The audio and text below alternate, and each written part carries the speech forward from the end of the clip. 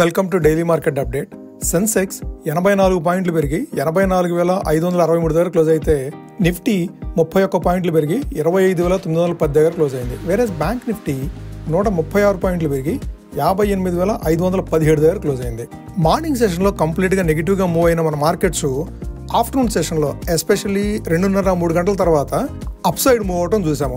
ప్రధానంగా ఈ రోజు ఐటీ స్టాక్స్ డ్రాగ్ చేసినాయి అని చెప్పుకోవచ్చు. మార్నింగ్ సెషన్లో గత వారం 10 రోజులుగా ఫ్రంట్ సీట్ తీసుకున్న నిఫ్టీ, ఆటో, ఐటీ ఈ రోజు బ్యాక్ సీట్ తీసుకున్నట్టుగా కనబడుతుంది. నిఫ్టీలో గెయినర్స్ విషయానికి వస్తే TMCV commercial vehicles 3.2%, Eternal, Zomato 2.15%, BEL 1.6%, Axis Bank 1.57%, Trent 1.52% పాజిటివ్గా మూవ్ అవగా నెగిటివ్గా మూవ్ అయినట్లు Infy 2.33%, Eicher Motors 2.27%, Tata Steel 1.5%, TMPV 1.27%, HDFC Life 1.27% నెగిటివ్గా మూవ్ అయినాయి.